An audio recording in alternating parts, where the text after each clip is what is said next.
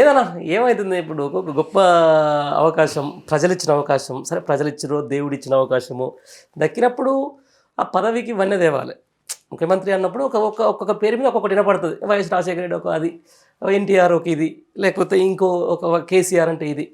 ఏంది మరి ఇంత అవకాశాన్ని కేవలం ఈ పరుస పదజాలంతో, బూతు రాజకీయాలతోటి, బూతు మాటలతోటి ఎన్ని రోజులు ఇట్లా పబ్బం గడిపే ప్రయత్నం చేస్తుంటారు ఈ ముఖ్యమంత్రి?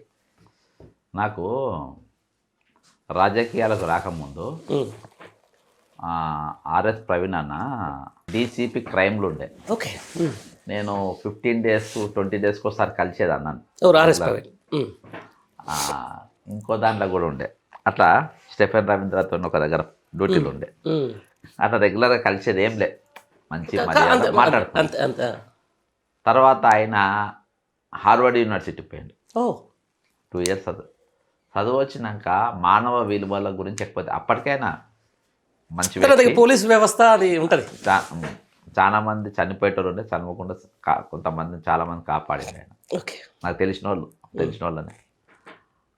అటువంటి వ్యక్తి వచ్చిన తర్వాత ఇంకెక్కువ తెలుసుకొని ఇంకా విద్యార్థులకి ఏమైనా చేయాలనేది కిరణ్ కుమార్ రెడ్డికి ప్రజెంటేషన్ ఇచ్చిండు. నేను గవర్నమెంట్ లేను, బయట ఉన్నా కానీ కిరణ్ కుమార్ రెడ్డి ఫుల్ ఛార్జ్ ఇచ్చారు అప్పుడే. Damodar Rayalaseema deputy CM SC/ST supply నిధులు ఇచ్చేసింది. వచ్చిన తర్వాత ఈ పేద విద్యార్థులను ఎట్లా తీసుకురావాలి అనేది హార్వర్డ్ యూనివర్సిటీలో ఒక సబ్జెక్ట్ నేర్చుకుంటూ అక్కడ పోయినాక బయటికి వెళ్ళి వచ్చినాక ఎట్లా విలువలు ఉంటాయి, రకరకాల విద్యార్థులు వస్తారు, నీగ్రోస్ వస్తారు, అరేబియన్స్ వస్తారు, అన్ని ప్రపంచంలో అన్ని రకాల మనుషులు వస్తారు. వాళ్ళందరినీ చూసి అరే నేను ఇంకా మా దగ్గర కూడా ఇట్లున్నారు కదా, ఇక్కడ దాకా వాళ్ళు రావాలి కదా అని ఒకటి నేర్చుకొని వచ్చిన. అంటే ఒక రోజున్న 2 రోజుల్లో ఒక మార్పు అనేది వస్తుందంట. ఆ వాతావరణాన్ని కానీ అది కానీ చూడగాని మనోడు హార్వర్డ్ యూనివర్సిటీ పోయిండు మన ముఖ్యమంత్రి. నేను మొట్టమొదటి ముఖ్యమంత్రి పెన్ను పేపరు బుక్ లేకుండా కాలేజ్ పోయిన చూసిన. ఫస్ట్ ఫోటోలు మాత్రం చూసిన, ఏం చదివిందో అన్ని ఫోటోలే, లోపల ఏం చదివిందో ఇవాళ పొద్దున నిన్ననో నాకు ఒకళ్ళు పంపినరు, ఏందని అంటే బండబూతులు తిడుతుండ్రు.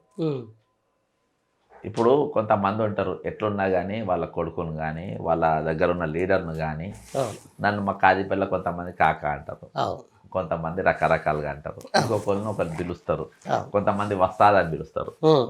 అట్లా వాళ్ళకున్న ప్రేమను బట్టి వాళ్ళు పెట్టుకుంటారు. అట్లా తెలంగాణ ఉద్యమకారులు జాతిపిత అని కొంతమంది పిలుస్తారు, కొంతమంది బాపు అని పిలుస్తారు. ఎవరు మా వరంగల్ ఎంపీ ఉన్నాడు, ఎవరు ఆయన పేరు అంతకుముందు రాజయ్య ఉండే, ఆయన కొంతమంది బాపు అని పిలుస్తారు. ఇట్లా రకరకాలుగా పిలుచుకుంటూ ఉంటారు. దాన్ని తప్పుబట్టి దాన్ని ఇది చేసి బీఆర్ఎస్లో కూడా ఒక ఆడమే ఉంది, గౌడ్ అని వస్తుంది, పల్లవి గౌడ్, పావని గౌడ్, ఆమె బాపు అని పిలుస్తారు. ఆమె తప్పుబట్టి ఒక ఆమె తిట్టంగా చూసిన. అరే వాళ్ళకి ఇష్టం ఉన్నట్టు టైటిల్స్ పోయి అదేదో అది కాదు, పురస్కారం కాదు కదా, పురస్కారం కాదు, అదొక బూత్ మంచి ప్రేమతో అని పిలుచుకుంటారు. అదొక మెగాస్టార్ అంతే. అది నువ్వు ఇట్లా పైగా దాన్ని ఒక రాష్ట్రపతి ఇచ్చేది లేదు, అది ఇచ్చేది లేదు.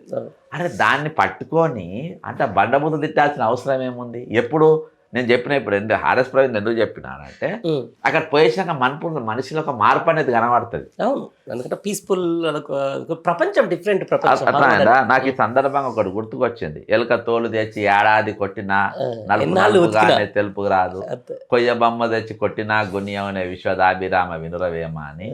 ఈయన పోయి ఆడ సచిన ఎలుకలే కన్నా పడి అక్కడ మొత్తం కంపు లేపొచ్చింది ఆయన డౌట్ వస్తుంది. అక్కడ ఉన్న సుగంధాన్ని మనం తీసుకొని ఇక్కడికి వచ్చే బదులు ఈయన దగ్గర ఉన్న సచ్చినేలకలేక పోయి అలా పడి అమ్మో ఈ సచ్చినేలక మా దగ్గర ఎందుకు అనేటట్టుగా చేసుకొని వచ్చినట్టే. అంటే ఆ భాష చూస్తే అసలు అట్లా రియాక్ట్ కావాల్సిన అవసరం కూడా లేదు. ఇప్పుడు అట్లా మాట్లాడాల్సిన అవసరం లేదు, ఎవరి ఇష్టం వాళ్ళు మాట్లాడుకుంటారు. కానీ దాన్ని పిలిచి గుంజాల్సిన అవసరం అయితే నాకు అనిపించింది ఏంటంటే ఇవాళ అనేకమైన ఇష్యూస్ ఉన్నాయి, అనేకమైన సమస్యలు ఉన్నాయి. ఈ ఎన్నికల్లో మొన్న గ్రామ పంచాయతీ ఎన్నికలు నాకు పొద్దుగాల కొంతమంది జర్నలిస్టులు కొన్ని ప్రాంతాల్లో పోయి వచ్చిన న్యూట్రల్, ఏది గ్రామీణ ప్రాంతాల్లో కొత్తగా ఏర్పడ్డ మున్సిపాలిటీలో పోయి వాళ్ళు చెప్తారు భయంకర ఫస్ట్ టైం అసలు మా పథకాలు వద్దంటున్నట. అలా మా పథకాలు ఎందుకన్నా అవి మాకు అండనే అందాయి, ఈ బస్ ఫ్రీ మాకెందుకు, ఇది మాకు దేనికోసం మా ఇచ్చేది లేదు, వాళ్ళు అనౌన్స్ చేస్తారు మాకెందుకు, మాకు ఇది లేదు, మాకు నౌకర్లు ఇవ్వాలి, స్కూళ్ళు ఇవ్వాలి, కాలేజీలు ఇవ్వాలి, మాకు విద్య ఇవ్వాలి, వైద్యం ఇవ్వాలి. ఊళ్ళల్లో భయంకరమైన వ్యతిరేకత ఈరోజు ఉండండి. ఇంకా అత్యధిక భయంకరం ఏంటంటే కాంగ్రెస్ కార్యకర్తలు ఎక్కువ కోపం మీద ఉన్నారంట. అరే నిన్న మొన్న బతికొచ్చినోడు టీడీపీ వాళ్ళు వచ్చినోడు ఇక్కడ గల్లా ఎగిరేసుకొని తిరుగుతున్నట. వాళ్ళకి నామినేటెడ్ పోస్టులు అంట, మార్కెట్ చైర్మన్ కానీ డైరెక్టర్లు కానీ అంతా బతికొచ్చిన వాళ్ళకే అంట. ఇక 10 మంది ఎమ్మెల్యేలు బతికొచ్చిన వాళ్ళు ఇక వాళ్ళదైతే ఇక ఫుల్ హవానే అంట. ఇక అంతే, ఇక బతికొచ్చిన వాళ్ళది మామూలు హవాగా వాళ్ళ మొత్తం వీళ్ళని అనగదొక్కేసిందట. ఎలక్షన్ల ముందు టికెట్లు తీసుకున్న వాళ్ళది ఇంకో దుకాణం అంట. అట్లా ఇవాళ ఈసారి కార్యకర్తలు పబ్లిక్ కంటే ముందు కార్యకర్తలు కత్తులు ఇవన్నీ ఫ్రస్ట్రేషన్ అవన్నీ డైవర్ట్ చేసి తెల్లారి ఇదే వార్త కనబడాలి కాబట్టి ఆయన ఈ పదప్రయోగం చేసిండు. ఆయన దగ్గర ఉన్న అమ్ముల పొదలకి వెళ్ళి తీసి అమ్ముల పొదలు ఆయన బూతులే కదా ఉన్నాయి. సరేనా, ఒకటి నాకు అర్థం కాలే, హార్వర్డ్కు 3 రోజుల సర్టిఫికేట్ ఏముంటుంది అక్కడ, ఏం చదివి ఉండొచ్చు? నాకు తెలియదు, దండం పెడతా, నేను ఎప్పుడు చూడలే. అంతేనా? నేను హార్వర్డ్లో నాకు తెలుసు చాలా మంది ఒక 1 year ఏదో కోర్సులు ఉంటాయి, లీడర్షిప్ క్వాలిటీయో లేకపోతే సమ్ ఏదో లాంగ్వేజ్ కోర్సులు ఏదో ఉంటాయి, కానీ మరి 3 days పోయిన తర్వాత ఏమంటే ఇచ్చే సర్టిఫికేట్ ఇచ్చే కోర్స్ ఏంటది? అక్కడ వాస్తవం పోయింది, నా వేరే దుకాణం నడిచింది, పైసలు దాచిపెట్టుకున్న వ్యాపారాల్లో ఏదో వేరే, మొత్తానికి వారం రోజులు ఎవరికి దొరకకుండా ఉండాలి.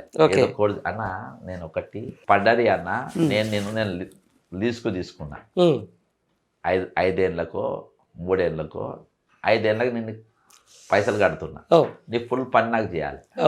నీకు బంగ్లు ఇచ్చినా, కార్ ఇచ్చినా, ఇన్ఫ్రాస్ట్రక్చర్ అంతా మొత్తం నువ్వు ఊహించిన దానికంటే ఎక్కువ ఇచ్చిన, నీకు ఈగ వాళ్ళకుండా గన్మెన్లు ఇచ్చిన, నువ్వు నాకు సేవలు అందిస్తావా? లేకుంటే నేను ఇన్ని ఇచ్చినాక నేను మా అక్కడ పెళ్ళికి పోతా, ఇక్కడ జాతరకు పోతా, వారం రోజులు అటు పోతా ఇటు పోతా అంటావా? ఏం చేస్తాను? పని చేస్తా. నాకు సర్వీస్ ఇవన్నీ అన్ని ఇచ్చినాగా అన్న. ఈ తెలంగాణ ప్రజలు నీకు అన్ని ఇచ్చిండ్రు, అర్హుని కాకుండా కానీ నీకు సమస్తం అందజేసిండ్రు. ప్రజాభవన్లో ఉండు, మాకు సేవ చేయండి, నేను ప్రజాభవన్ ఉండ, సొంత ఇంట్లో ఉంటాను. సరే మరి ఆడనే ఉండి అప్ అండ్ డౌన్ కొట్టు, మాకు సేవలు అంది అని అన్నారు. నేను దావోస్ పోయి పైసలు తెస్తా అన్నాడు. అరే మొన్ననే పోయి వచ్చినావు కాదురా అయ్యా, మొన్ననే తెచ్చిన ఆంటీగా, లేదు మళ్ళీ నన్ను రమ్మన్నారు అని చెప్పి పోతా అన్నావు.